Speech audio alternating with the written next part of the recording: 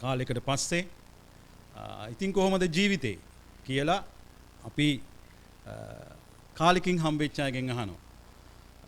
ඉතින් කොහොමද ජීවිතේ කියලා ඇහුවම අපිට අනේකාකාර උත්තර හම්බ වෙනවා. විශේෂයෙන් මේ පවතින වාතාවරණයත් එක්ක මිනිස්සුන්ගෙන් කොහොමද මේ දවස්වල ජීවිතේ කියලා ඇහුවම ගොඩක් වෙලාවට සුභවාදී පිළිතුරු වලට වඩා අසුභවාදී පිළිතුරු තමයි අපිට ලැබෙන්නේ. කොහොමද ජීවිතේ? පේනවා නේද මේ පවතින තත්වය මහා කාලකන්ණි කාල පරිච්ඡේදයකට අපි ඇතුල් වෙලා තියෙන්නේ. මිනිස්සුන්ට කිසිම සැනසීමක් නැහැ. මිනිස්සු මරණය අභියස සිටිනවා සමහර අය රෝගීන් බවට පත් වෙලා මේ පවතින වසංගත තත්වයක් එක්ක කිසිම බලාපොරොත්තුවක් නැතුව දරුවන්ගේ අනාගතය පිළිබඳව මිනිස්සුන්ගේ රැකියාවන් පිළිබඳව රටවල් හැටියට අනාගතය පිළිබඳව සබහාවල් ලෙස ආත්මික කාරණා කරගන්නට බැරුව හරිම අවිනිශ්චිත අවාසනාවන්ත කාල පරිච්ඡේදයන් වල එකිනෙකනා පසු වෙන බව තමයි ගොඩක් වෙලාවට අපිට ලැබෙන පිළිතුරු වලින් දකින්නට ලැබෙන්නේ. ජීවිතය පිළිබඳව මිනිස්සු එක ආකාරයෙන් අර්ථ දක්වනවා. කොහොමද ජීවිතය කියලා ඇහුවම සමහර අය කියන්නේ බොහොම අසුභවාදී පිළිතුරු මං කිව්වා වගේ. සමහර විට තවත් සමහර අය කියනවා ජීවිතේ මල් අම්මා ඉන්න කල් කියලා. සමහර අය කියනවා ජීවිතේ මල් මාවතේ ගල් කියලා. සමහර අයට ජීවිතේ හරි යහපත් කාල පරිච්ඡේදයක්. තවත් සමහර අයට ජීවිතේ අවාසනාවන්ත කාල පරිච්ඡේදයක්. තමුන් එකිනෙකනා ගත කරමින් සිටින්නා වූ වාතාවරණය කාලය තමුන් ඒවලට මුහුණ දෙන ආකාරය අනුව අපි ජීවිතය කියවන ආකාරය අනුව අපි ජීවිතයට නිර්වචනයක් දෙනවා. එක එක්කෙනා ජීවිතය දැකපු විදිය අත්දැකපු විදිය ජීවිතය එකිනෙකනාට දැනිච්ච විදිය අනුව එයාගේ ජීවිතය ගැන විග්‍රහ කරලා තියෙනවා. එක රූපකයන් මගින් ලෝක ප්‍රකට කලාකරුවෙක් කියනවා ජීවිතය රංගමණ්ඩලක් අපි එහි රංගන නළුවන් කියලා. තවත් සමහරුන් ජීවිතය ප්‍රශ්න පත්‍රයක් කියලා කියනවා. හැමදාම ප්‍රශ්නයකට උත්තර සපයන්නට වෙලා තියෙනවා. තවත් සමහර අය කියනවා ජීවිතය කියලා කියන්නේ හරස්පද ප්‍රහේලිකාවක් කියලා. එක පැත්තකින් ප්‍රශ්නයක් විසඳලා ඉවර වෙද්දී තව පැත්තකින් ප්‍රශ්නයක් දිගහැරෙනවා. ඒ ප්‍රශ්නෙට උත්තරයක් හොයද්දී තවත් ප්‍රශ්නකින් අපේ ජීවිතය අපිට ප්‍රශ්නයක් බවට පත් කරවලා තියෙනවා. තවත් සමහරුන් කියනවා ජීවිතය හොඳට අනලා අපිට බෙදලා දුන්නු කාඩ් අතක් වගේ කියලා. අපේ අතට ලැබිච්ච කොළ ටික අනුව තමයි අපිට සෙල්ලම් කරන්නට වෙලා තියෙන්නේ. සමහර අයට හොඳ තුරුම්පුත් එක්ක කාඩ් අතක් හම්බෙලා තියෙනවා. තවත් සමහර අයට ඉතාමත් අවාසි සහගත කොළත් සමග තමයි සෙල්ලම් කරන්නට වෙලා තියෙන්නේ. කොහොම නමුත් අතට හම්බෙච්ච කොළ ටිකත් එක්ක සෙල්ලම් කරන්නට වෙලා තියෙනවා. මේ තමයි සමහර අය ජීවිතය විග්‍රහ කරපු ආකාරය. මිනිස්සු අද දවසේ ඔබට එදිනෙදා මග තොටේදී වැඩපොලේදී සමහරවිට ඔබගේ අසල්වාසීන් අතර හම්බ වෙන ආකාරයෙන් ඔබ ඇහැවොතින් කොහොමද ජීවිතය කියලා ඔබටත් ඔය මං කිව්ව ආකාරයෙන් හෝ නැත්නම් වෙනත් ආකාරයකින් හෝ කුමන හෝ පිළිතුරක් ලැබෙන්නට පුළුවන්. බැරි වෙලාවත් ඔබෙන් ඇහැවොතින් කොහොමද ඔබගේ ජීවිතය කියලා ඔබ දෙන පිළිතුර මොකක්ද? ඔබ කුමන රූපකයකටද ඔබගේ ජීවිතය සමාන කරන්නට යන්නේ? අවංකවම එකපාර කවුරු හරි ඇහුවොතින් කොහොමද ඔබගේ ජීවිතය කියලා ඔබ මොකද්ද දෙන පිළිතුර? මම අර පෙර කිව්වා උත්තර වලින් එකක් වෙන්නත් පුළුවන්. අයියෝ මොන ජීවිතයක් දානේ පේනවා නේද අපිට වෙලා තියෙන දේ. මුළු ලෝකෙම ඉන්නේ ඇඬු කඳුලින්. මුළු ලෝකයටම පිළිතුරක් නැති ප්‍රශ්නයක් ඉතුරු වෙලා මිනිස්සු හැමෝම විඳවනවා. බොහෝ රටවල් වල මිනිස්සු දහස් ගණන් දවසකට මැරෙනවා. ඒ වගේ දෙයක්. අපේ ජීවිතය අපේ දරුවන්ගේ ජීවිතේ කාලකන්ණි වෙන්නට නේද යන්නේ? අපිට හිතා ගන්න බෑ ජීවිතේ මොනවා වෙයිද කියලා ඉස්සරහට. හිත දවස ගැන හරිම අවිනිශ්චිතයි. අපිට හිතා ඒ වගේ පිළිතුරක්ද ඔබගේ පිළිතුරක්? ඔබගේ මුකෙන් ජීවිතේ කොහොමද කියලා අහපුවාම නික්මෙන්නේ එවැනි පිළිතුරක් නම් ඔබ කිතුණුවෙකු ලෙස ඔබ දිය යුතු නිවැරදි පිළිතුර කුමක්දයි යන්න අපි අද දවසේ දෙවියන් වහන්සේ ජීවිතය දිහා බලන විදිය, දෙවියන් වහන්සේ අපිට දුන්නු ජීවිතය ගැන උන්වහන්සේට තියෙන ආකල්පය ඔස්සේ අපි ටිකක් ඉදිරියට යන්නට තමයි සූදානම් වෙන්නේ. අපි හැමෝටම ජීවිතය පිළිබඳ මම කලින් කිව්වා වගේ වෙනස් මානයක් වෙනස් දැක්මක් තියෙනවා. මිනිස්සු තමුන් අත්විඳින අත්දකින්න ආකාරය තමයි ජීවිතය කියවගෙන තියෙන්නේ. ඒ තමුන් ජීවිතය කියවගත්ත හැටියට තමයි ඒ අය ජීවිතයට අර්ථයක් දෙන්නේ. ඒ අය ජීවිතය ගැන රූපයකින් අපිට රූපකයකින් ඉදිරිපත් කරන්නේ. මිනිස්සු දකින්න දෙයට එහා කිතුණුව හැටියට අපි දෙවියන් වහන්සේගේ ඇස් දෙකෙන් ජීවිතය දකින්නට අවශ්‍යයි.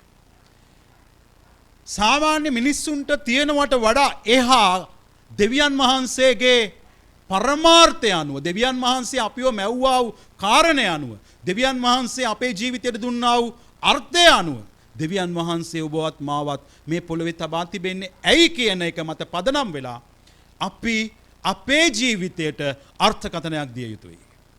ඒ සඳහා ඔබට මට හොඳ නිවැරදිතාවයක් තියෙන්නට අවශ්‍යයි. දෙවියන් වහන්සේ ඔබව මාව මේ පොළවේ තැබුවේ ඇයි කියන කාරණය ගැන. ඔබ අඳුනගෙන තියෙනවද ඔබගේ දෙවියන් වහන්සේ ඔබව මාව ඇයි මේ පොළොවට එව්වේ කියලා? රෝම 12 වෙනි පරිච්ඡේදයේ දෙවෙනි පදයේ මේ ආකාරයට කියනවා.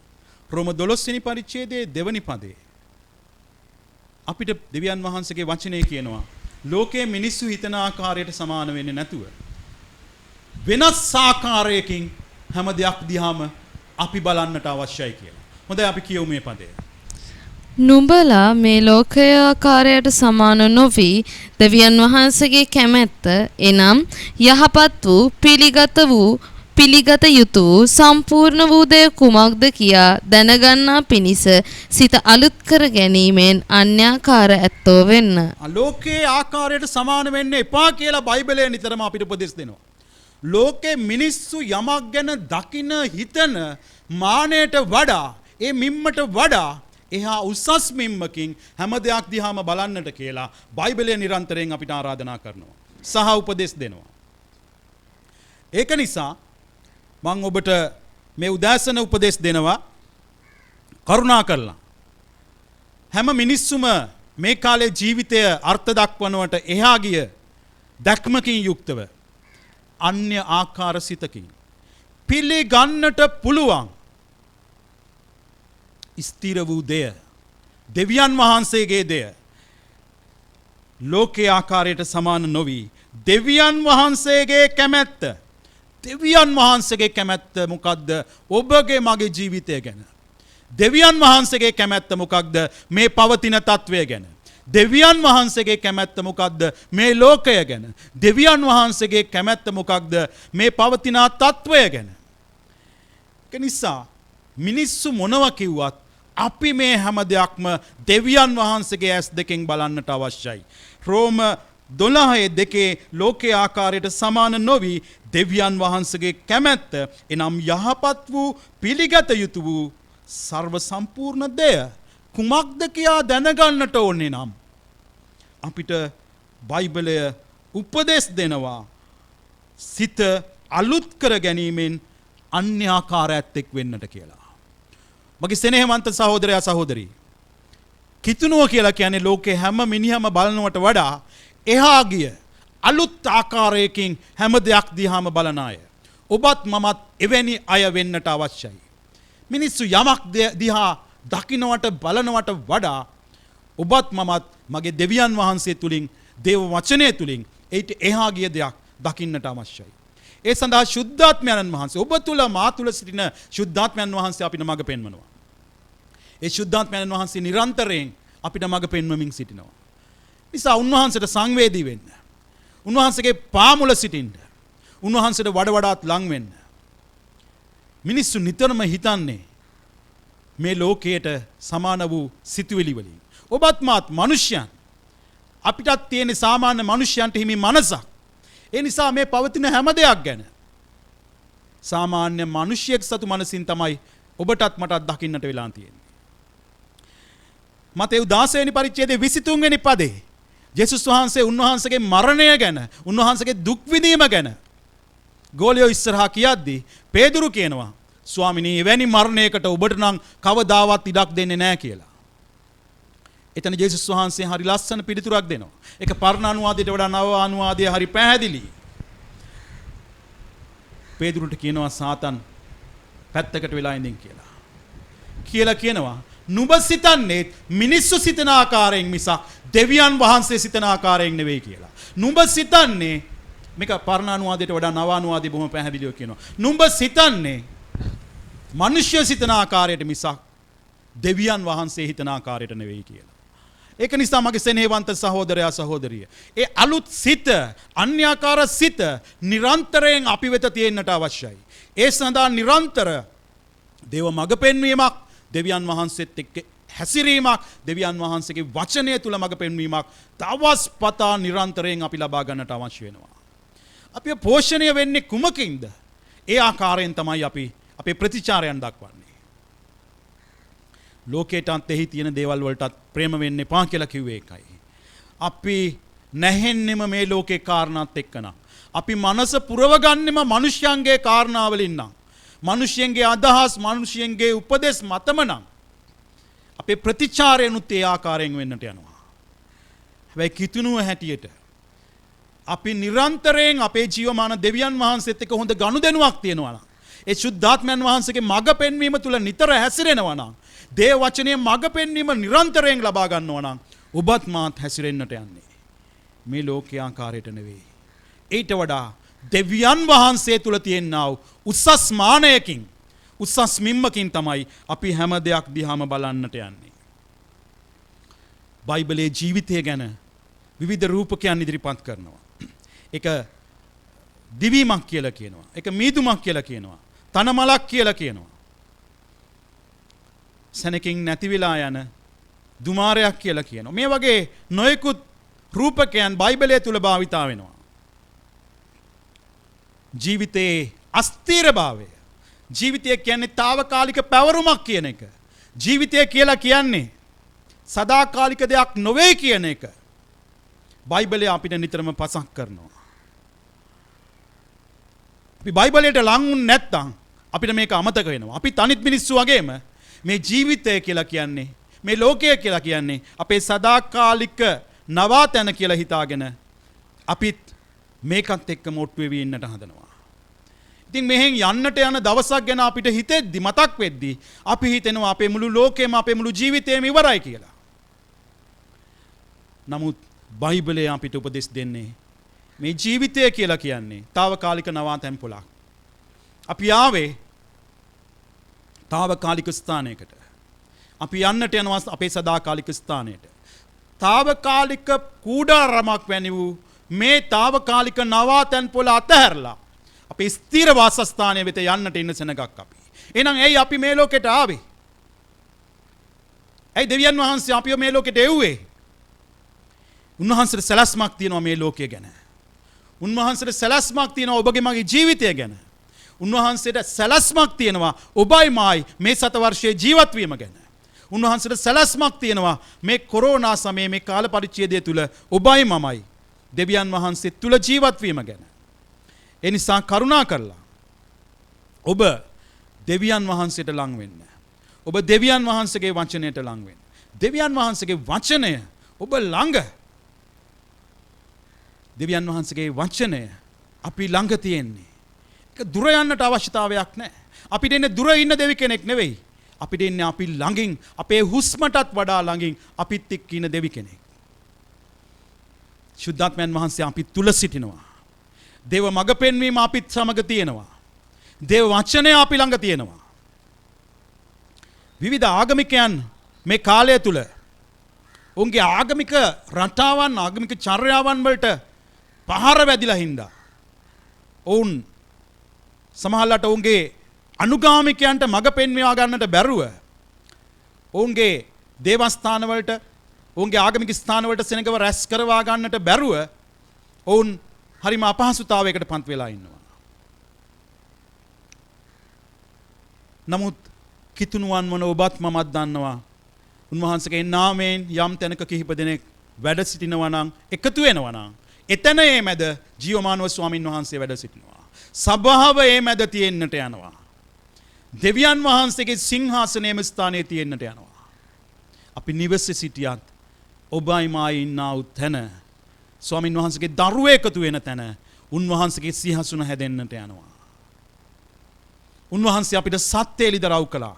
ශුද්ධාත්මයන් වහන්සේ පැමිණි කල මුළු සත්‍ය කරා අපිව යොමු කරනවා කියලා කිව්වා. ඒ මුළු සත්‍ය ඔබත් මාත් අවබෝධ කරගෙන තියෙනවා. ඔබටයි මටයි පල්ලියක් පන්සලක් කෝවිලක් නැතුව ගියත් ඔබයි මා ඉන්න ස්ථානයේ අපේ ජීවමාන දෙවියන් වහන්සේ වැඩ සිටිනවා. උන්වහන්සේගේ වචනය අපි තුල තියෙනවා. අපි අතර තියෙනවා. ද්විතීය කතාවේ කියනවා ඒක ආයේ දුර හොයාගෙන යන්නට ඕන දෙයක් නෙවෙයි. අපි ද්විතීය කතාව 30 වෙනි පරිච්ඡේදයේ පෙරලමු. ද්විතීය කතාව 30 වෙනි පරිච්ඡේදයේ 11 12 13 පද. ද්විතීය කතාව 30 වෙනි පරිච්ඡේදය. ද්විතීය කතාව 30 වෙනි පරිච්ඡේදය 11 වෙනි පදයේ සිට. හොඳයි අපි කියවමු. අද මා විසින් නුඹට අනකරන මේ ආඥාව නුඹට අමාරු වැඩි වූ එකක්වත් දුරව තිබෙන එකක්වත් නොවේ. අප විසින් එය පවත්වන පිණිස අප උදෙසා ස්වර්ගයට නැගී එය අපට ගෙනත් අපට ප්‍රකාශ කරන්නේ කවරෙක් දැයි නුඹ විසින් අසන්නට ඕනෑ වෙන හැටියට එය ස්වර්ගයේහි තිබෙනවා නොවේ. ඒක නිසා ඒ දේව වචනේ අද ස්වර්ගයේ තියෙන දෙයක් නෙවෙයි. ඊට පස්සේ 3 වෙනි පදේ අප විසින් එය පවත්වන පිණිස අප උදෙසා මුහුදෙන් එතරට ගොස් එය අපට ගෙනත් අපට ප්‍රකාශ කරන්නේ කවරෙක් දැයි නුඹ විසින් අසන්නට ඕනෑ වන හැටියට එය මුහුදෙන් එතර තිබෙනවාවත් නොවේ. දුර තියෙන දෙයක්ුත් නෙවෙයි. ඒ ස්වර්ගයෙන් ගේන්න ඕන දෙයක්ුත් නෙවෙයි. 14 වෙනි පදේ කියනවා. නුමුත් ඒ වචනය ලෙස නුඹ කරන පිණිස එය නුඹට ඊතා ලංව නුඹේ මුඛයේද නුඹේ සිතේද තිබේ. ඒ දේව වචනය අපිට ලංව පිහිටවලා තියෙනවා. ද්විතීය කතාව තුල ව්‍යවස්ථාව උන්ගේ සිත්වල මුඛයේ තිබුණ බවයි සඳහන් වෙන්නේ. අද උන්වහන්සේගේ වචනය උන්වහන්සේ අපි හැම කෙනෙක්ගේම දෑතට ලැබෙන ආකාරයට උන්වහන්සේ ලබා දීලා තියෙනවා. උන්වහන්සේ ඔබත් එක්ක වැඩ සිටිනවා. ඔබගේ නිවසේ උන්වහන්සේගේ අභිමුඛය සදනවා.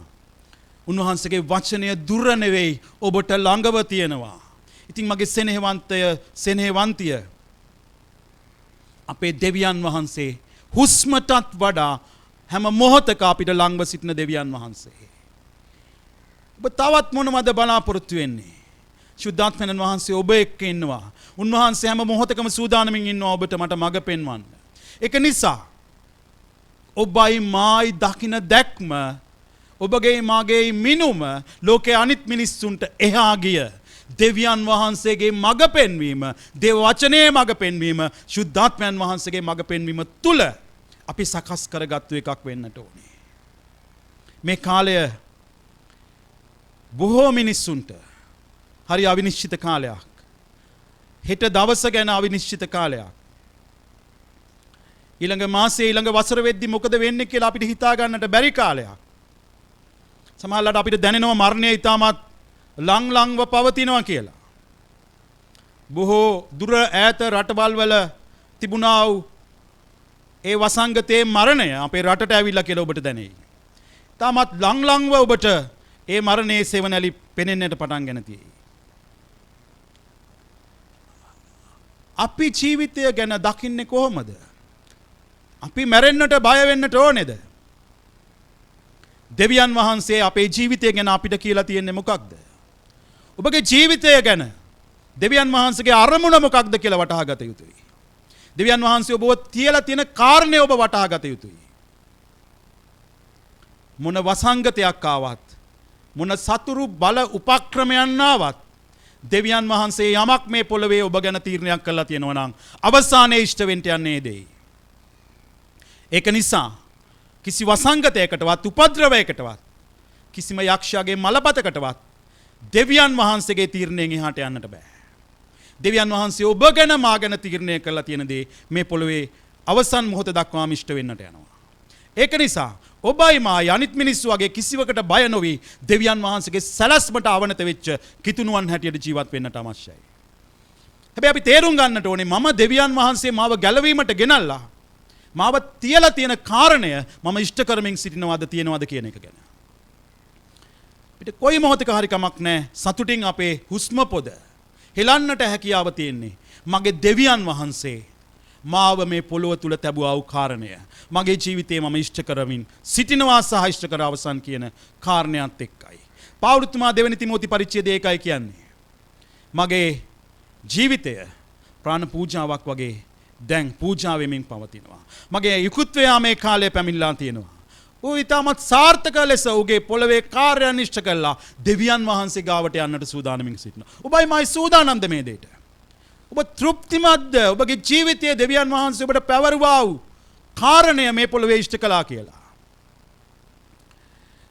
පසුගිය දින කීපය තුල පසුගිය සතිය තුල මාව ඊටමත් අමන්දානන්දයට වගේම ඊටමත් බීතියට පත් කළ පදයක් මම මේ දවස්වල නිතර කියවමින් සිටිනවා. අපි පෙරලා ගනිමු මේ පදය. දෙවනි කොරින්ති 5 වෙනි පරිච්ඡේදයේ 15 වන පදය. දෙවනි කොරින්ති 5 වෙනි පරිච්ඡේදයේ 15 වන පදය.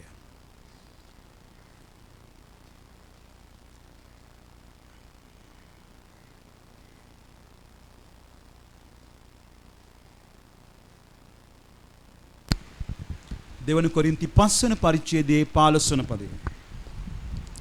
උන්වහන්සේ සියල්ලන් වෙනුවට මැරුණේ ජීවත් වන්නන් තමුන් උදෙසා ජීවත් නොවි ඔවුන් වෙනුවට මැරී නැවත නැගිටුණා වූ තැනන් වහන්සේ උදෙසා ජීවත් වන පිණිස කියාත් අපි නිශ්චය කොට කියමුව. උන්වහන්සේ සියල්ලන් වෙනුවට මැරුණේ උන්වහන්සේ මැරුණේ සියල්ලන් වෙනුවෙන් කියලා කියනවා. මුළු ලෝකේ හැම මිනිසෙක් වෙනුවෙන් කියලා කියනවා. උන්වහන්සේ මැරුණේ සියලු දෙනා වෙනුවෙන් සියලු දෙනාට ගැලවීම ගේන පිණිස සියලු මනුෂ්‍ය සංහතියට ගැලවීම ගේන පිණිස විනාශ වෙන්නට නියමිත වෙලා තියෙන මිනිස්යන්ට ගැලවීම උනේ උන්වහන්සේ. උන්වහන්සේ සියල්ලන් වෙනුවට මැරුණේ. අදටත් ලෝක ජනගහණයෙන් 3/2ක් සුභාරංචිය නොඇසුවා වූ අය. අදටත් ලෝක ජනගහණයෙන් 3/2ක් සුභාරංචිය නොඇදුවා වූ අය. නොඅදහන අය. ජේසුස් ක්‍රිස්තුස් වහන්සේව නොදන්නා වූ අය. ඔබයි මා ජීවත් වෙන මේ ලංකාවෙත් අදටත් 90%කට වඩා ඉන්නේ ජේසුස් වහන්සේව හඳුනන්නේ නැති හැඳුනුවත් ජීවිතයට පිළිගත්තේ නැති අය. 95%ක් විතරම ඉන්නේ ජේසුව ජීවිතයට පිළිගත්තේ නැති අය. උන්වහන්සේ මැරුණේ සියල්ලන් වෙනුවෙන්. අපි සියල්ලන් වෙත මේ පණිවිඩය ගෙන යා යුතුයි. ඒ පදේ කියනවා 15 වෙනි පදේ උන්වහන්සේ සියල්ලන් වෙනුවට මැරුණේ ජීවත් වන්නන් තවත් තමුන් උදෙසා ජීවත් නොවි. මම දෙවියන් වහන්සේගෙන් ඇහුවා ස්වාමිනී ජීවත් වෙන අපි වෙනුවෙන් ජීවත් නොවි කා වෙනුවෙන් ජීවත් වෙන්නද?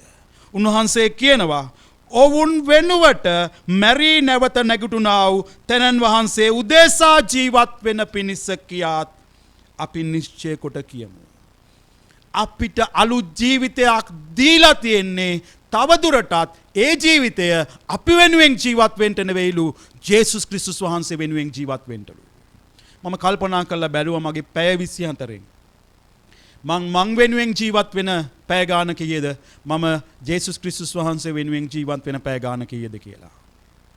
ඔබත් කල්පනා කරලා බලන්න ඔබට දවසට තියෙන පැය 24න් ගැලවීම ලැබූ ජේසුස් ක්‍රිස්තුස් වහන්සේව ජීවිතයට පිළිගත්තු කෙනෙක් ඇටියට උන්වහන්සේ කියනවා උන්වහන්සේගේ වචනේ ජීවත් වෙන්න වුන් තවත් තමුන් උදෙසා ජීවත් නොවි ජීවත් වෙන මිනිස්සු තවත් ජේසුව ජීවිතයට පිළි අරගෙන ජීවත් වෙන අය තව දුරටත් තමුන් වෙනුවෙන් ජීවත් නොවි. ඔවුන් වෙනුවට මැරී නැවත නැගිටුණා වූ තැනන් වහන්සේ උදෙසා ජීවත් වෙන පිණිස. ඔබගේ මගේ පැය 24න් පැය කීයක් අපේම අරමුණු වෙනුවෙන් අපේම බලාපොරොත්තු වෙනුවෙන් අපේම ආර්ථිකය වෙනුවෙන් අපේම සුඛ විහරණය වෙනුවෙන් අපේම පවුල වෙනුවෙන් අපේ දරුවන් වෙනුවෙන් අපේ විනෝදාංශ වෙනුවෙන් අපේ බලාපොරොත්තු අපේ අරමුණු ඉෂ්ට කර ගැනීම වෙනුවෙන් අපි කොපමණ පැය ගාණක් වෙහෙසෙනවද සහ ජේසුස් ක්‍රිස්තුස් වහන්සේ වෙනුවෙන් පැය කීයක් දවසකට ජීවත් වෙනවද කියලා. අඩුම තරමේ දේවචනය කියවන්න යාඥා කරන්න මිනිස්සෙක්ට සමහරවිට මේ තියෙන පවතින වාතාවරණයත් එක්ක ශරීරාකාරව ලං වෙන්න අපහසුයක් තියෙයි. නමුත් අපිට නොඑක් විධි ක්‍රම හොයාගෙන තියෙනවා මේ වෙද්දි මිනිස්සුන්ට ලං වෙන්න පුළුවන්. අපි ජේසු ගැන කතා කරනවද? මැරෙන මිනිස්සු ගැන අපි සංඛ්‍යාලේඛන උජාරුවට කියනවා. ඒ මැරෙන මිනිස්සු ජේසු නැතුව මැරුණම සිද්ධ වෙන දේ ගැන අපි කල්පනා කරලා බලනවද? සමහරවිට අපිට යක්ෂයා කිය යාඥා කළ වැඩක් නැහැ කියලා. අපේ හදවතට දැනෙයි යාඥා කළ විතරක් මොකද වෙන්නේ කියලා. නෑ, බයිබලයේ කියනවා යාඥාවට අනිවාර්ය පිළිතුරු තියෙනවා කියලා. ජේසු වෙනුවෙන් ජීවත් වෙන අපි අඩුම ගානේ යාඥා කරන්නටවත් පටන් ගන්නට ඕනේ. gedara ඉඳගෙන වෙනදට කළාට වැඩිය අපි කරන යාඥාවට සමහරවිට කොහේ හෝ රටක මිනිස්යන් ජීවිත වෙනස් කර ගන්නට පුළුවන්. ඔවුන්ට අලුත් බලාපොරොත්තුවක්, සුභාරංචියේ බලාපොරොත්තුවක් ඇහෙන්නට පුළුවන්. අපි කරන හැම යාඥාවකටම උත්තරයක් තියෙනවා කියලා දේ වචනේ සඳහන් වෙන්නේ. ඒක තමයි දෙවියන් වහන්සේගේ පොරොන්දුව. ජේසුස් වහන්සේගේ නාමයෙන් ඉල්ලන යහපත් හැම දෙයක්ම උන්වහන්සේ දෙන්නට පොරොන්දු වෙච්ච ස්වාමීන් වහන්සේ. අපි හිතුවට යාඥාවලට පිළිතුරු හරි දුලබයි කියලා. අපේ හැම යාඥාවකටම පොරොන්දු වෙලා තියෙන උන්වහන්සේ පිළිතුරු දෙන්න. අසරණ මෙන්න මිනිස්සු අපිට සංඛ්‍යාලේඛන වලින් පෙන්නපුවාම ඒවා අංක ඉලක්කම් විතරයි. අම්මලා තාත්තලා මැරෙනවා, තරුණ අය මැරෙනවා.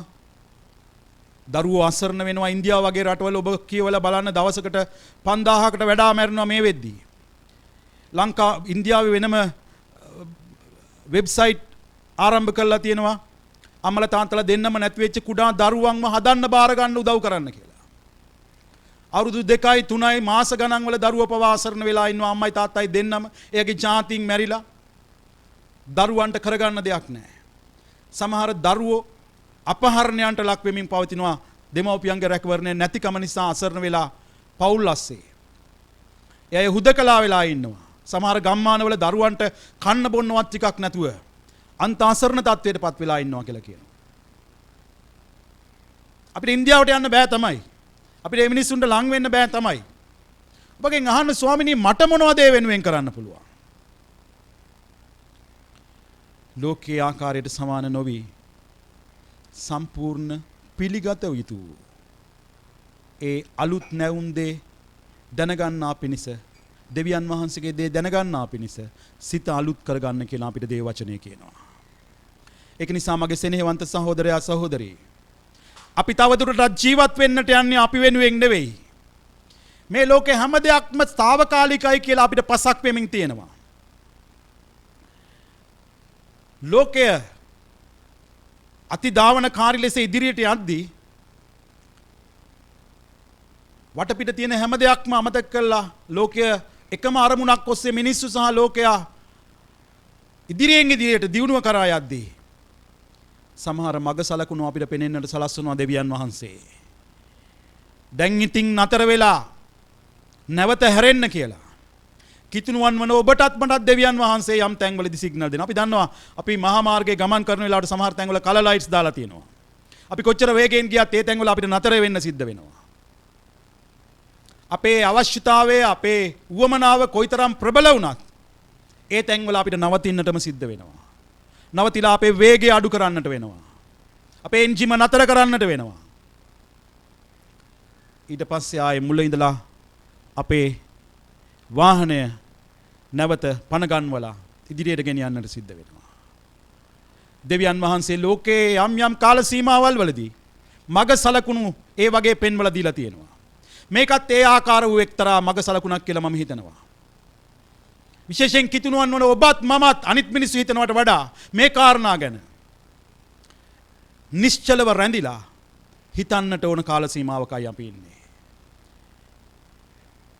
මම ඔබට කලින් පෙන්වුවා වූ මතෙව්ස් විශේෂයේ තිබුණා වූ පතේ වගේ පේදුරුතුමාට ජේසුස් වහන්සේ මතෙව් 16:23 කිව්වා, උඹ සිතන්නේ මිනිස්යන් සිතන ආකාරයට මිසක් දෙවියන් වහන්සේ සිතන ආකාරයට නෙවෙයි කියලා. ඒ නිසා ඔබ දැන් නතර වෙච්ච තැන ඔබට සමහරවිට දැන් නිවාඩු කාලයක් ලැබිලා තියෙනවා. සමහර අයට පවුලත් එක්ක රැඳෙන්නට කාලයක් හම්බ වෙලා තියෙනවා. ඔබ මොකක්ද ඒ කාලය තුල කරන්නේ? අලුත් කෑම බීමත් හදා බලමින් සිටිනවා. අලුත් ක්‍රීඩාවන් වල නිරත වෙනවා. තරුණ දරුවෝ අලුත් ගේම්ස් එහෙම ඩවුන්ලෝඩ් කරගෙන ඒවත් එක්ක ගනුදෙනු කරනවා. ඒකටද අපිට මේ සිග්නල් එක වැටලා තියෙන්නේ. කරන්න දෙයක් නැහැ. හරි හුදකලාවත් එක්ක කලකිරිලා ඉන්නේ කරගන්න දෙයක්. ඒකටද දෙවියන් වහන්සේ ඔබටයි මටයි කතා කරමින් සිටිනවා. දෙවියන් වහන්සේ ඔබටයි මටයි මග සලකුණක් දීලා දැන් නතර වෙන්න කියලා රෙඩ් ලයිට් එකක් පත්තු කරලා තියෙනවා. අපි දුවපු දෙවිල්ල නතර කරලා අපි නැවත දෙවියන් වහන්සේ වෙත ලං වෙන්නට අවශ්‍යයි. මිනිස්යන් සියලු මේ ලෝකේ උපයගත්තු දේවල් අතහැරලා හිස් අතින් යන්නට යනවා. පෙරේද දවසේ මුන්නක්කරේ ප්‍රදේශයේ ඉතාමත් ධනවත් කරෝල ව්‍යාපාරිකයෙක් අවුරුදු 40 ගණනක කෙනෙක් මිය ගියා. ඊයේ දවසේත් මංකුලිය ප්‍රදේශයේ තරුණ සහෝදරියක් මිය ගියා. ඔබට දැනේ මේ ජීවිත විනාශයන් එක්ක ඒ මිනිස්සු සමහරවිට මිය යන්නේ ජේසුස් වහන්සේ නැතුව. ඊළඟ මොහොතේ ඊළඟ දවසේ ලබන සතිය වෙද්දි කවුද දන්නේ නැහැ. අපිට හැකි ආකාරයෙන් අපි මිනිස්සු ගැන යාඥා කරමු. අපි මිනිස්සුන්ට සුභාරංචිය කියමු. අපි දෙවියන් වහන්සේ ගැන මිනිස්සුන්ට කතා කරමු. අපි පුළුවන් ආකාරයෙන් මේ කාලේ මිනිස්සුන්ට ලෝකයට වෙන්නට යන දේ ආගමික නිකායන් වලට ආගම් වලට පිළිතුරක් නැතුව ගිහිල්ලා තියෙන කාලයක ජේසුස් වහන්සේ හොඳම පිළිතුර ලෙස අපිට මිනිස්සුන්ට හඳුන්වා දෙන්නට හැකියාවක් ලැබිලා තියෙනවා. බය නැතුව කතා කරන්න. මිනිස්සුන්ට බය නැතුව ජේසුස් ගැන කතා කරන්න.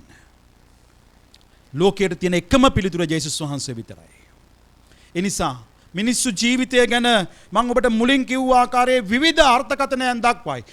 විවිධ රූපකයන් ගෙන හැරපායි. නමුත් ඔබයි මායි දැනගන්නට අවශ්‍යයි. ජීවිතය කොහොමත් తాවකාලික පැවරීමක්. මේක දාලා අපිට යන්නටම සිද්ධ වෙනවා. ඒක හරියට අපි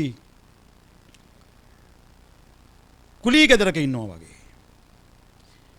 ඒක අපේ අයිතිය නෙවෙයි.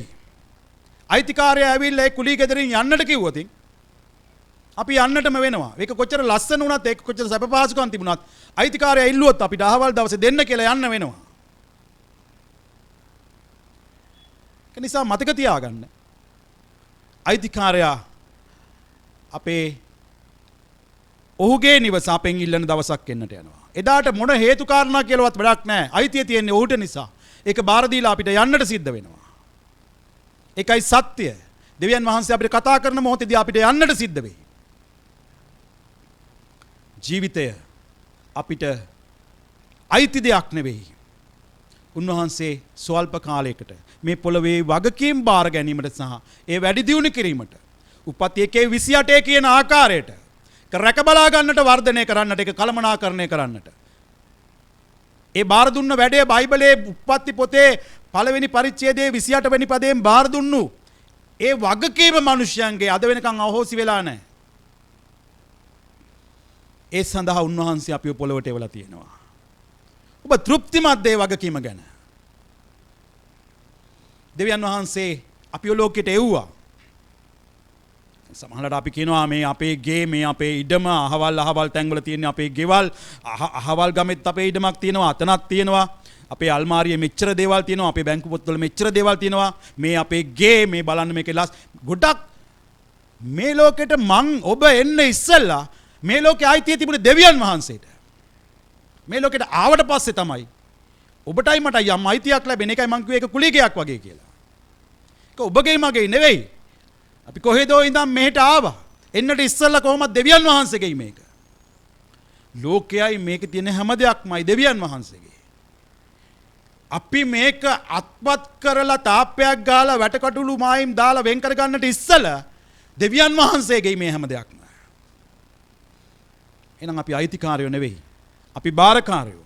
ලෝකයේ සහ මේ සියලු දේවල් ගීතාවලිය 24:1 මේ විදිහට කියනවා. අපි පෙරලලා කියමු. ගීතාවලිය 24 වන පරිච්ඡේදයේ පළමු වන පදේ.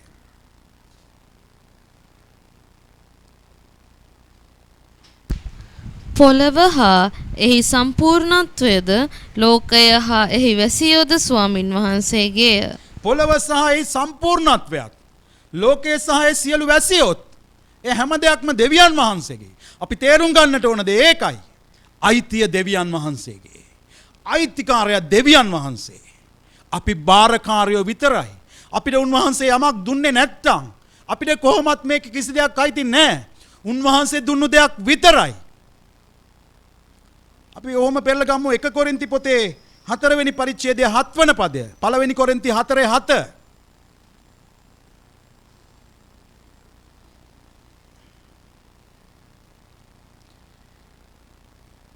පළවෙනි කොරින්ති 4:7. ඒකේ මුල් කොටස අපි කියවමු. පළවෙනි කොරින්ති 4:7 වෙනි පදය. මක්නිසාද නුඹට වෙනස් වෙන්නට සලස්වන්නේ කවුද?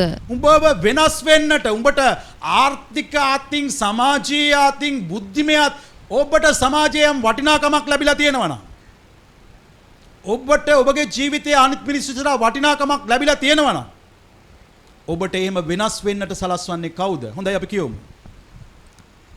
නුඹට ලැබුණු දේ හැර නුඹට ඇත්තේ කිමෙක්ද? උඹට ලැබිච්ච දේ හැර වෙන මොකුත් නැහැ. ඉන්පස්සේ ඉඳින් එය ලැබුණා නම් නොලැබුණාක් මෙන් පාරට්ටු කරගන්නේ මක් නිසාද? ඔබට යමක් ලැබුණා නම් ඒ දේ ලැබුණා. ඒ ලැබුණේ උඹගේ ශක්තියෙන් ධෛර්යයෙන් නෙවෙයි. මේක උඹට අයිති කිසිවක් නෑ මේ. උඹට මේ අයිතිය දෙවියන් වහන්සේගේ. යමක් ලැබුණා නම් ඒක අනවශ්‍ය ලෙස පාරට්ටු කරගන්නට අවශ්‍ය නෑ. ලැබුණා නම් ඒක දෙවියන් වහන්සේගෙන්. දෙවියන් වහන්සේට ස්තුති කරන්න. දෙවියන් වහන්සේගෙන් අහන්න ඇයි මට මෙච්චර දුන්නේ කියලා. මේ දේවල් දුන්නේ කියලා. මට දෑත දෙපය මගේ දැස මේ හැම දෙයක්ම දුන්නේ ඇයි කියලා අහන්න. අපි ජීවත් වෙන්නට ඕනේ. අපි වෙනුවෙන් මරුණා වූ ජීවිතය දුන්නු ජේසුස් වහන්සේ වෙනුවෙන්. අපි මුලින් බැලුවා වූ පදයේ 2 කොරින්ති 5:15. අපි තවදුරටත් ජීවත් වෙනවා නම් ජීවත් වෙන්න ඕනේ. අපි වෙනුවෙන් මැරිච්ච ජේසුස් ක්‍රිස්තුස් වහන්සේ වෙනුවෙන්. මොකද උන්වහන්සේ ජීවිතය පූජා කරලා මිලය ගෙවලා අපිව උන්වහන්සේ අයිති කරගත්තා. තවදුරටත් ජීවිතය අපිට අයිති නෑ. ඔය පරිච්ඡේදෙම අපි පෙරලගෙන ඉන්න 1 කොරින්ති 4 වෙනි පරිච්ඡේදයේ 2 වෙනි පදය කියනවා. බාරකාරීත්වය ගැන. අයිතිකාරයෝ නෙවෙයි අපි. දෙවියන් වහන්සේ අපිට ලෝකේ බාර දුන්න පමණයි. මෙහි ඇති සියලු දෙයක් බාර දුන්න පමණයි. උප්පත්ති 1:28 පරිදි උන්වහන්සේ අපිට මෙහි වගකීම් පැවරුවා විනා මේකේ අයිතිකාරයෝ නෙවෙයි අපි. අපි කියමු 4 වෙනි 1 කොරින්ති 4:2 වෙනි පදය.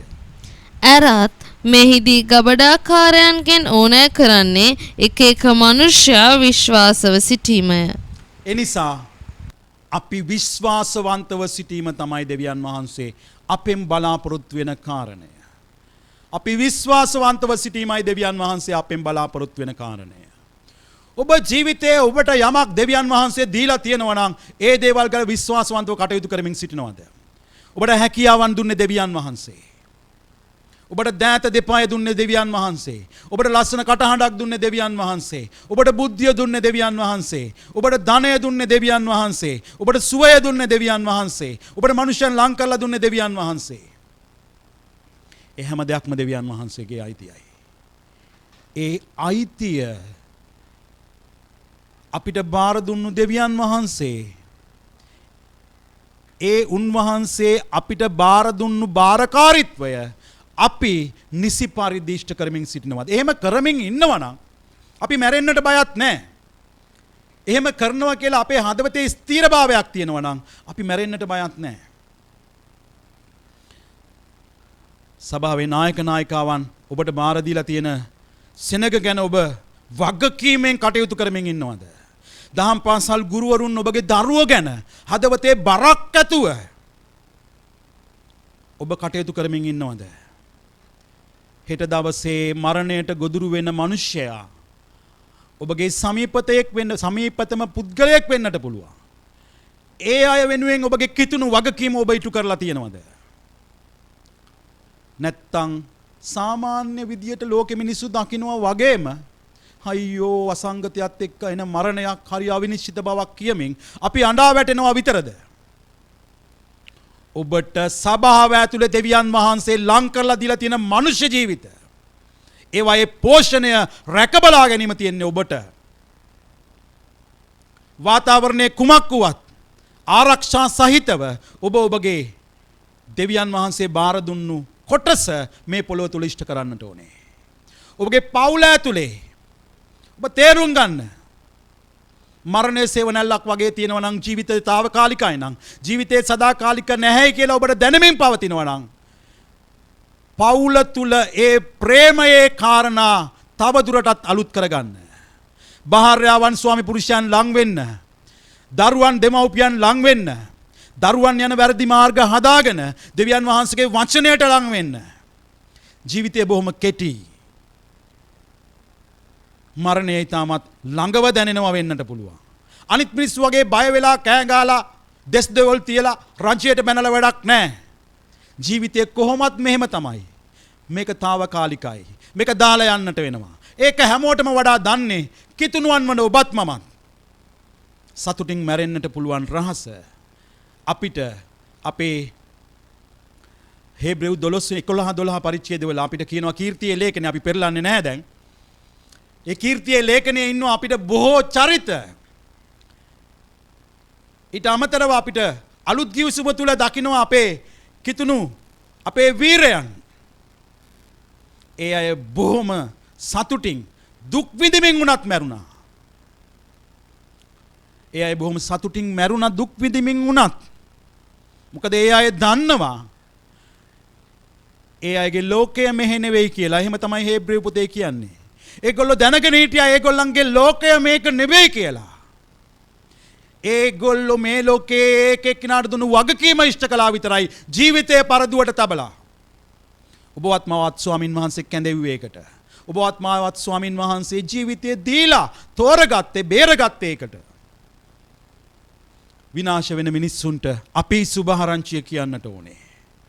විනාශ වෙන මිනිස්සු ගැන මැදහත්කාරකම් කරන්නට වැඩි වැඩියෙන් දැන ගහන්නට ඕනේ ඔබත් මමත්. විනාශ වෙන මිනිස්සුන්ට සත්‍ය තේරුම් කළා දෙන්න. දේ වචනේ වඩ වඩාත් ගැඹුරින් අධ්‍යයනය කළා දේ වචනේ සත්‍යතාවයන් අවබෝධ කරගන්නට ඕනේ ඔබත් මමත්. එහෙම නැතුව මරණයට බය හැමෝටම කෑග ගහ දෙස් දෙවොල් දෙන්නට නෙවෙයි ඔබයි මමයි කිතුණුවන් හැටියට මේ ලෝකෙට ඉපදිලා තියෙන්නේ. ඒ කියන්නේ අර පරිස්සමකින් තොරව එළියට බහැලා අනවශ්‍ය දේවල් කරන්නත් නෙවෙයි මේ කියන්නේ. ඔබ බුද්ධිමත්ව ආරක්ෂා සහිතව දෙවියන් වහන්සේ ඔබට දීලා තියෙන කොටස ඕනෑම උපක්‍රමයක් භාවිතා කරලා දෙවියන් වහන්සේගේ වැඩේ කරන්න. අපිට දෙවියන් වහන්සේ ගැලවීමේ මාර්ග සලසලා දෙනවා කියලා කියනවා. උන්වහන්සේ අපේ පක්ෂයේ සිටින දෙවියන් වහන්සේ. උන්වහන්සේ අපේ පක්ෂයට සිටිනවා නම් අපි බය වෙන්නේ කාටද කියලා දේව වචනේ කියන්නේ. ඒක නිසා මොන උපද්‍රවයකටවත් වසංගතයකටවත් මරණයටවත් ගැඹුරටවත් කඩුපහරටවත් දුර්භික්ෂයටවත් දෙවියන් වහන්සේ කෙරෙහි ඇති අපේ ප්‍රේමයෙන් වෙන්කරන්ට කිසිවකට බෑ කියලායි දේව වචනේ සඳහන් වෙන්නේ.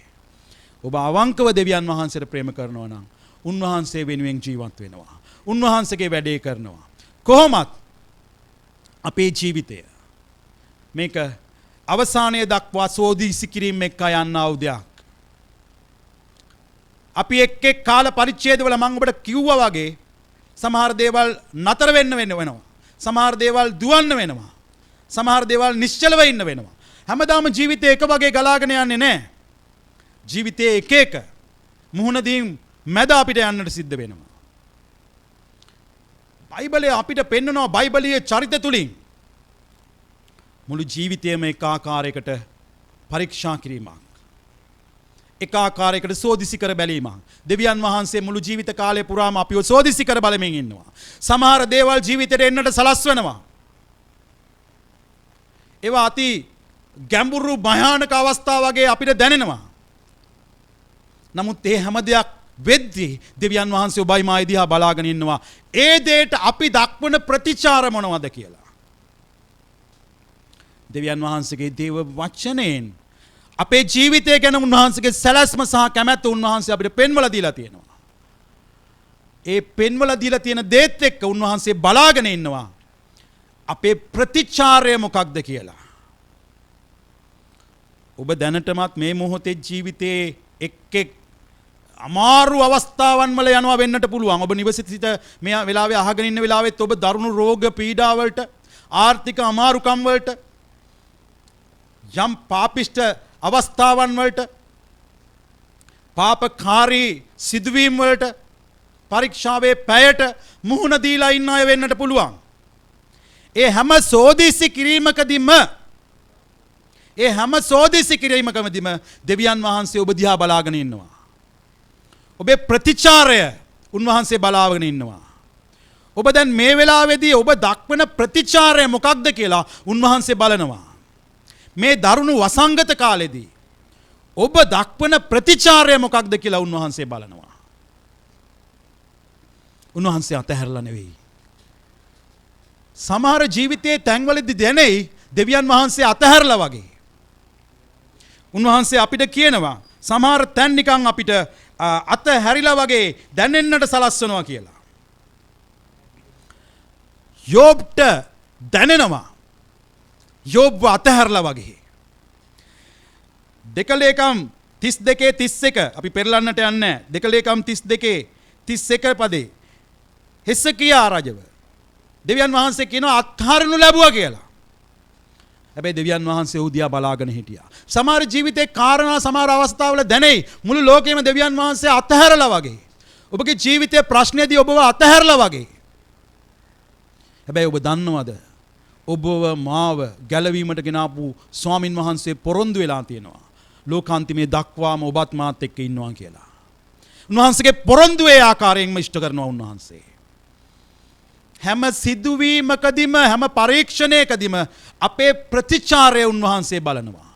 මගේ දරුණු ලෙඩ රෝගයේදී මම මුහුණ දෙන සහ ක්‍රියා කරන ආකාරය උන්වහන්සේ බලාගෙන ඉන්නවා. ලෝකයේම මුහුණ දීලා තියෙන මේ තත්වයේදී කිතුණු ඔබත් මාත් ප්‍රතිචාර දක්වන ආකාරය ගැන උන්වහන්සේ බලාගෙන ඉන්නවා. ඔබයි මායි දක්වන ප්‍රතිචාරය තුල තමයි ඔබගේ මගේ චරිතය හැදෙන්නට යන්නේ. ඒ දක්වන ඒ අමාරුකමේදී ඒ ගැටලුවේදී ඒ ප්‍රශ්නේදී ඔබයි මායි දක්වන ප්‍රතිචාරය තමයි ඔබගේ මගේ චරිතය එළිදරව් කරන්නට යන්නේ. අනිත් අය ඔබව මාව දකින්නට යන්නේ පුද්ගලයෙක් හැටියට. මේ වෙලාවේදී අපි දක්වන ප්‍රතිචාරය අනුව ගිය සතියේ සභාපාලකතුමා කිව්වා අපි ප්‍රේමයේ ප්‍රතිචාරයන් දැක්විය යුතුයි කියලා. ඒ ප්‍රතිචාරයන් තමයි මගේ ඔබගේ චරිතය එළිදරව් කරන්නේ. ඒක තමයි අපේ ජීවිතයේ එළිදරව්ව. මේ වෙලාවේදී කොහොම හරි කරලා තමුන්ගේ මඩිය තර කරගන්නට හෝ කූට උපක්‍රම යොදලා නීතියට පටහැනි ආකාරයෙන් ක්‍රියා කරනවා නම් ඒක තමයි ඔබගේ මගේ දෙවියන් වහන්සේ ඉස්සරහා චරිතයේ එළිදරව්ව. මිනිස්සු ඉස්සරහා අපේ චරිතයේ එළිදරව්ව. ඒක නිසා මුළු බයිබලයේම අපි දකිනවා යම් යම් පීඩා කාලයන් එන්නට ඉඩ හැරලා මිනිස්යන්ගේ ජීවිත සෝදිසි කරනවා දෙවියන් වහන්සේ. ඒකයි මං කිව්වේ කොහොමද ජීවිතය කියලා ආපුවම සමහරවිට ඔබට දැනෙයි ජීවිතයේ සම්පූර්ණයෙන්ම සෝදිසි කිරීමක්. මට හිතා ගන්නට බැරුව ගියා පළවෙනි පරිච්ඡේදයේ බයිබලයේ කියවද්දිම එතනම තියෙන්නේ සෝදිසි කිරීමෙන් ආදම් ෆේල් වෙච්ච අවස්ථාව. මම තාමත් කල්පනා කරනවා ඇයි දෙවියන් වහන්සේ දැන් සාමාන්‍යයෙන් මම පොත් කියවනවා පොත් කියවද්දි ආරම්භය හරි ලස්සනයි. මොකද ආරම්භය තමයි අපිට බලාපොරොත්තුවක් ගෙන දෙන කාරණේ. ආරම්භය රසවත් නම් තමයි අවසානයේ දක්වා කියවගෙන යන්නට පුළුවන්. මට හිතා ගන්නට බෑ ආයි දෙවියන් වහන්සේ ආදම්ගේ වැටීම එකපාරටම මුල් පරිච්ඡේද වලටම දාලා මේ ඇද වැටීමේ සෝදීසි කිරීමේදී ෆේල් වෙච්ච චරිතය බයිබලයට එකතු කළේ කියලා. හැබැයි ඊට යටින් ඒ ෆේල් වෙච්ච එකත් එක්ක දෙවියන් වහන්සේ දුන්නු පොරොන්දුව මුළු බයිබලය පුරාම ගිහිල්ලා ජේසුස් වහන්සේගේ පූජාව දක්වාම ගලාගෙන ගිහිල්ලා තියෙනවා. බොහෝ චරිත ෆේල් වෙච්ච චරිත බයිබලය තුල අසමත් වෙච්ච චරිත තියෙනවා. සෝදිසි කිරීම වලදී ඒ අය ෆේල් වුණා. ඒ අය අසමත් වුණා. හැබැයි ඒ අය එයාගේ වැරදි හදාගත් අවස්ථා තිබුණා. ආදම් ෆේල් වුණා. ඒ නිසා මුළු මිනිස් සංහතියම යම් ව්‍යසනයකටපත් වුණා. නමුත් දෙවියන් වහන්සේ උන්වහන්සේගේ ප්‍රේමය නොපිරිහෙලා මුළු මනුෂ්‍ය සංහතිය වෙත එවමින් ජේසුස් වහන්සේ වෙව්වා. දාවිත් සමහර තැන්වල අසමත් වුණා. හැබැයි මුළු ජීවිත කාලය ගණන් ගත්තම දාවිත්ව අපි ගණන් ගන්නේ සමත් චරිතයක් හැටියට. අපේ ඇදහිල්ල සෝදිසි කරනවා සමහර අවස්ථාවලදී. අපේ ප්‍රේමය සෝදිසි කරනු ලබනවා සමහර අවස්ථාවලදී. අපේ ශුද්ධකම සෝදිසි කරමින් සිටිනවා සමහර අවස්ථාවලදී. ජෝසප් පරණ ගිවිසුමේ ශුද්ධකමේ සෝදිසියේදී ජයගත්තා. සලමොන් අසමත් වුණා. යෝබ් සමත් වුණා. පාවුලුතුමා සමත් වුණා. සමහර චරිත මේ දෙක අතර දෝලණය වුණා. හැබැයි අවසානයේදී පසුතැවිලි වෙලා දෙවියන් වහන්සේ ගාවට සිත් හරව ගත්තා. මුළු ජීවිතේම සෝදිසි කිරීමේ කාලයක් කියලා ඔබට දැනෙනවද? දෙවියන් වහන්සේ ඔබවයි මාවයි සෝදිසි කරමින් ඉන්නවා. සෝදිසි කිරීමේ කාල පරිච්ඡේදයක් හැටියට මේ කාල වකවානුවේ අපිව ගෙනියමින් තියෙනවා. දෙවියන් වහන්සේ එවන්නා වූ දෙවියන් වහන්සේ වෙතින් එන්නා වූ සුළු හෝ මේ සෝදිසි කිරීමකට ඔබ දක්වන ප්‍රතිචාරය දිහා උන්වහන්සේ බලාගෙන ඉන්නවා. ඒක ඔබගේ වචන වලින් වෙන්න පුළුවන්, ඒක ඔබගේ ක්‍රියා වලින් වෙන්න පුළුවන්. ඒක නිසා මගේ සෙනෙහවන්ත සහෝදරයා සහෝදරී, ජීවිතේ කොහොමද? මුළු ජීවිතේම සෝදිසි කිරීමක්. ජීවිතේ කොහොමද? ජීවිතේ කොහොමත් తాවකාලික පැවරුමක්. අපේ රාජ්‍යය තියෙන්නට යන්නේ දෙවියන් වහන්සේ ඉස්සරහා. මම අහලා තියෙනවා බොහොමත් යහපත් කිතුණුවෝ. ඒගොල්ලන්ගේ ජීවිතේ කොහොමද ජීවිතේ කියලා ආපුවම දේව කරුණාවෙන් අපි ජීවත් වෙනවා. දෙවියන් වහන්සේ අපිත් එක්ක ඉන්න නිසා ජීවත් වෙනවා. අපි දන්නවා දෙවියන් වහන්සේගේ අරමුණ බලාපොරොත්තු ඒ තුල අපි ජීවත් වෙනවා කියලා බොහොම යහපත් උත්තර දෙන. ඔබත් මින් ඉදිරියට එහෙම යහපත් උත්තර දීලා ඔබගේ ජීවිතයත් සහ අනිත් අයගේ ජීවිතවලටත් ආශිර්වාදයක් වෙන මිනිසෙක් බවට පත් වෙන්නට මම ඉල්ලා සිටිනවා. නැත්තම් කොහොමද අප මේ දවස්වල ජීවිතය කියලා අහපුවාම අනිත් මිනිස්සු පටන් ගන්න සොරෙන්ම ඒ මිනිස්සු පටන් ගන්න කාලකණ්ණි සහගත අස්තිර භාවයෙන් යුක්ත කාරණා වලින්ම අපිත් ඒ වචන වලින් ඉස්සරහට යනවනම් ඒක දෙවියන් වහන්සේගේ කැමැත්ත නෙවෙයි. සිත අලුත් කර ගැනීමෙන් අනිත් මිනිස්සු හිතනවට වඩා අලුත් සිතක් ඇති කිතුණුවෙක් වෙන්න.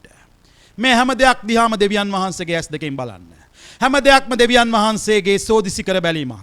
උන්වහන්සේ ලෝකයේ එක එක කාල පරිච්ඡේදවලදී ලෝකයට සහ පුද්ගලයන්ට එක එක සිදුවීම් වලට මුහුණ දෙන්නට සලස්වලා තියෙනවා. එහිදී වැදගත් උනේ මේ තැන්වලදී දක්වපු ප්‍රතිචාර.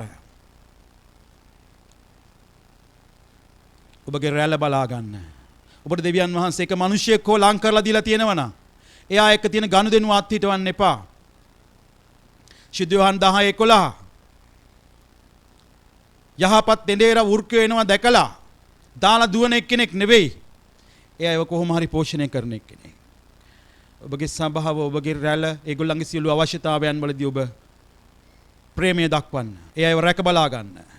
මුළු මනුෂ්‍ය ලෝකයටම පිළිතුර වෙලා ඉන්නට යන්නේ කිතුණුමන් වන බැවින් මනුෂ්‍යයන්ට පිළිතුරත් ඔබයි මායි වෙන්නට අවශ්‍යයි. සාමාන්‍ය මිනිස්සු දකින්නට වඩා එහා මානයක් ඔබටයි මටයි තියෙන්නට අවශ්‍යයි. ජීවිතය ගැන. ජීවිතේ කොහොමද දාලා යන්නට වෙනවා. මේක తాවකාලික පැවරුමක්. මේක සෝදිසි කිරීමේ කාලයක්. ඔබයි මායි කිතුණුවන් අනිත් අයට වඩා හොඳට ඔබයි මායි ඒක දන්නවා. එහෙනම් දෙවියන් වහන්සේට ප්‍රසන්න ලෙස ඔබයි මායි ජීවත් වෙන්නට ඕනේ. සහ යන්නට යන තියෙන තැන හෙවත් මරණය ස්ථිර නිසා අනිත් මිනිස්සුන්ටත් කියා දෙන්න. පවතින මේ ලෝකයේ දේවල් අස්තිරයි, ඒක කාලිකයි. සදාකාලික පවතින දෙවි කෙනෙක් ඉන්නවා. අපි හැමෝටම මේ රාජ්‍යයේ සදාකාලික ඉන්නට පුළුවන්. ජේසුස් වහන්සේව ජීවිතයට පිළිගත්තොතින් කියලා. ඒක කියන්න. ඔබට දුන්නු වගකීම නොපිරිහෙලා ඉෂ්ට කරන්න. නොපිරිහෙලා ඉෂ්ට කළා දෙවියන් වහන්සේගේ ප්‍රීතියට ඇතුළු වෙන යහපත් කිතුණුවෙක් වෙන්න. ඔබට ඇවිල්ලා තිනවා පරීක්ෂණයේ කාලයක්. අනිත් මිනිස්සුන්ටත් එක්කම ඔබ මේ වෙලාවේදී නතර වෙලා බලලා ඔබගේ ජීවිතය හරි ගස්ස ගන්න ඕන තැන් හරි ගස්ස ගන්න. තරුණ දරුවෙනි, ඔබගේ ශුද්ධකම හදා ගන්න. දේව වචනයට ලං වෙන්න. ඔබ ඉන්නේ ගෙදර තමයි. අනිත් හැමෝම මුහුණ දෙනවා වගේ යම් අසහනකාරී අමාරු තැන්වල ඔබත් යනවා ඇති. නමුත් මේ తත්වයේ දෙවියන් වහන්සේ දකිනවා. උන්වහන්සේ නොදැන නෙවෙයි එන්නට සලස්වලා තියෙන්නේ. දෙමව්පියනි, වැඩිහිටියනි, ඔබගේ හදා ගන්නට ඕන වැරදි තැන් හදා ගන්නට මේ කාලය භාවිතා කරන්න. දේව වචනේ ඉස්සරහට ගෙනවිල්ලා ඔබේ ප්‍රමිතිය හදා ගන්න. ඒක දුර තියෙන දෙයක් නෙවෙයි. ඒක ස්වර්ගයෙන් ගේන්න ඕන දෙයක් නෙවෙයි. ඒක මුදු සීමාවෙන් එහා ගිහිල්ලා අමාරුවෙන් ගේන්න ඕන දෙයක් නෙවෙයි. අපි දැක්ක ද්විතීය කතාවේ 30 වෙනි පරිච්ඡේදයේ කියනවා ඒක දැන් අපි ළඟ තියෙනවා කියලා. දේව වචනය කියවන්න. ටිකක් කියවුවා නම් දැන් ගොඩක් කියවන්න. ටිකක් යාඥා කරපු අය ගොඩක් යාඥා කරන්න. පවුල් හැටියට එකතු වෙලා යාඥා කරන්න. සභාවෙන් ඔබට අවශ්‍ය පහසුකම් යටිතල පහසුකම් සපයනවා. තවමත් පවුලේ යාඥාව සඳහා ලබාගත්තු නැති ඒ දේව වචනේ බෙදා ගැනීමේ කොළය ඉතා ඉක්මනින් ලබා ගන්න. සිකුරාදාට එකතු වෙලා යාඥාවක් තියෙනවා. ඒකේ ලින්ක් එක සභාවේ පොදු WhatsApp group එකට දානවා. හැමෝම සිකුරාදා 7 ඉඳන් 8 වෙනකන් තියෙන යාඥාවට එකතු වෙන්න. පොදු යාඥා කාලයන් සඳහා අපිට පුළුවන් ආකාරයෙන් සභාපාලකතුමා ඔබට ඒ යටිතල පහසුකම් සපයමින් ඉන්නවා. ඔබ නතර වෙලා ජීවිතයේ දෙවියන් වහන්සේට ලං වෙන්න අවශ්‍යයි. ඔබගේ මාර්ග වලින් හැරෙන්නට දෙවියන් වහන්සේ ඔබට අවස්ථාවක් ලබා දීලා තියෙනවා. පව් කරමින් ඉදිරියට යන්නට නෙවෙයි. පාපයෙන් හැරිලා දෙවියන් වහන්සේ බලාපොරොත්තු වෙන ජීවිතයට ලං වෙන්න. එහෙම කළොත් ටැලන්ට් උපමාවේ අවසානයේදී අපි මේ පදේ පෙරලලා කියමු. ටැලන්ට් උපමාවේ අවසානයේදී ජේසුස් වහන්සේ කියනවා මේ ආකාරයෙන්. මතේ 25:21 ඒ ප්‍රීතියට ඇතුල් වෙන්න කියලා.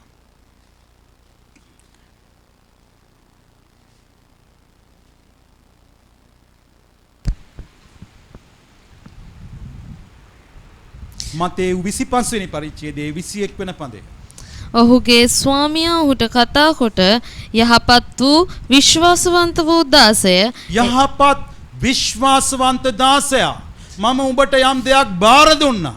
උඹ ඒකේ වගකීම හරියට ඉෂ්ට කළා. ලෝකය බාරකාරීත්වයක්. මේක රැක බලා ගන්නට, ඒක වර්ධනය කරන්නට, කළමනාකරණය කරන්නට දෙවියන් වහන්සේ බාර දුන්නු දෙයක්. ඔබගේ රැළ, ඔබගේ සභාව, ඔබගේ වගකීමක්. ඔබට බාර දුන්නු සෙනග ඔබගේ වගකීමක්. දෙවියන් වහන්සේ ඔබගේ ප්‍රතිචාරය මේ මොහොතේදීත් බලාගෙන ඉන්නවා.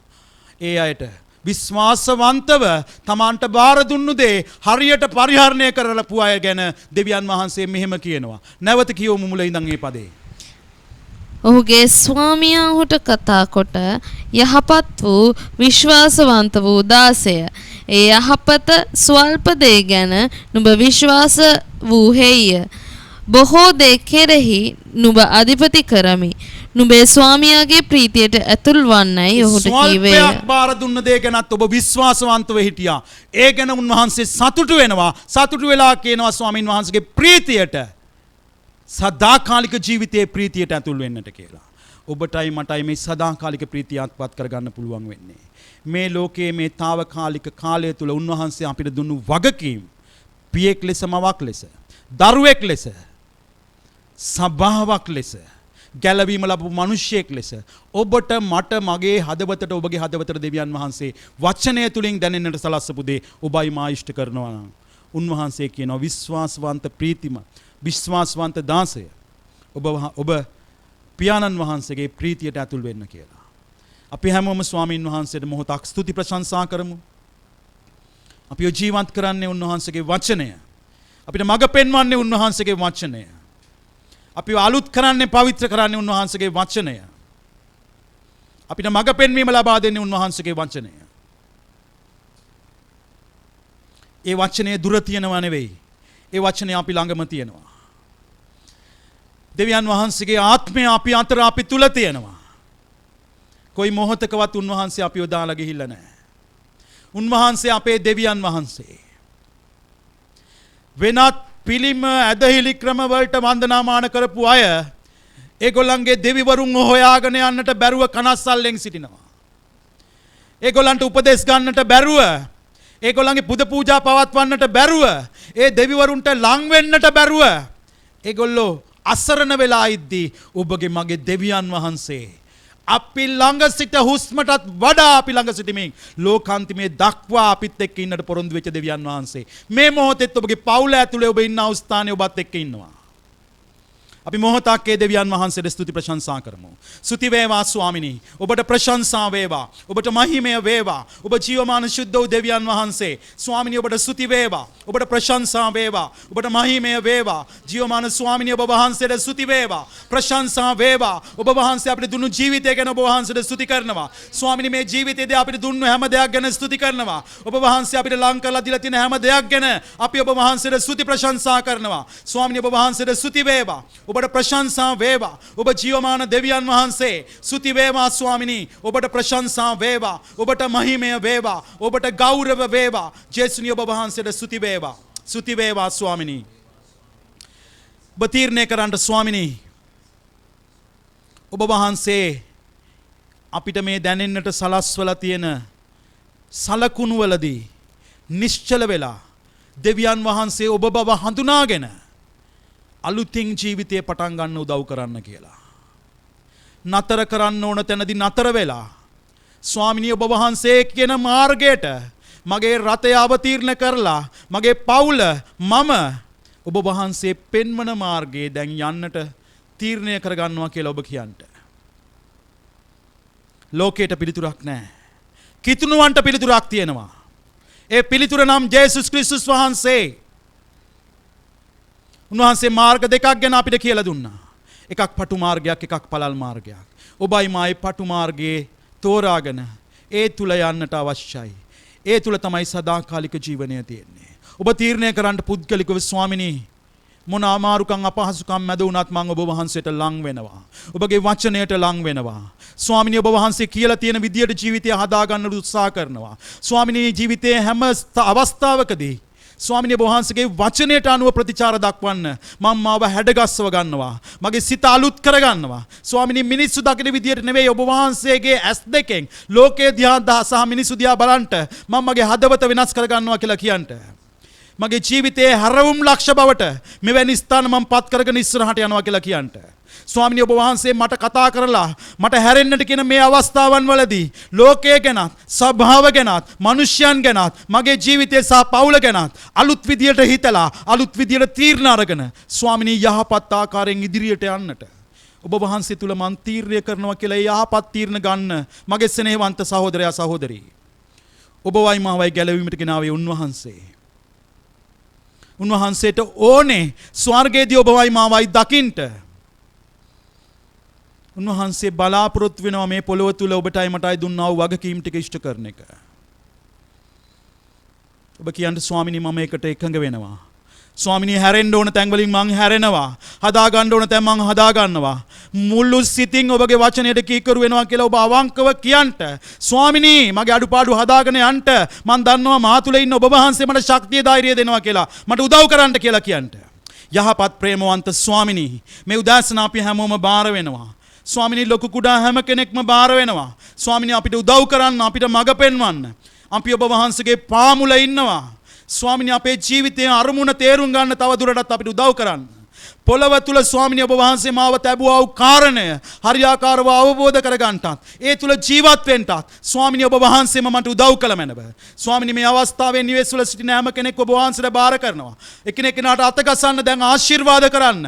ඔවුන් ඔබ වහන්සේගේ මාර්ගයෙන් ඉවත් කරන්නට හදන ඔබ වහන්සේගේ සැලසුම් වලින් ඉවත් කරන්නට හදන සෑම වැරදි සිතිවිලිද ඔබ වහන්සේගේ වචනයට ඉහළින් එන්නා වූ සෑම අයහපත් මානසික තත්වයන්ද යක්ෂයාගේ අන්ධකාර බලවේගයන්ද මලවුන්ගෙන් නැගිට ජීවමාන යේසුස් වහන්සේගේ නාමයෙන් දුරුවෙන්ට කෙලාන කරනවා.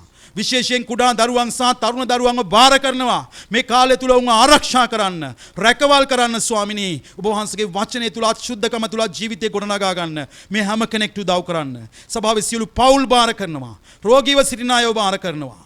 මේ සියලු අවස්ථාවලදී ස්වාමිනී යහපත් ලෙස ඔබට ප්‍රතිචාර දක්වන්න කිතුණුවෙක් ලෙස සියල්ල දරා ගනිමින් වචනයකින්වත් පවු නොකර ස්වාමිනී ඔබ වහන්සේට ලං වෙන්න අපි හැමෝටම ඔබ වහන්සේ උදව් කළ මැනව උපකාර කළ මැනව මේකදී අපගේ ස්වාමී වූ ජේසුස් ක්‍රිස්තුස් වහන්සේ උදෙසා අපට ලැබේවා. ආමේන්.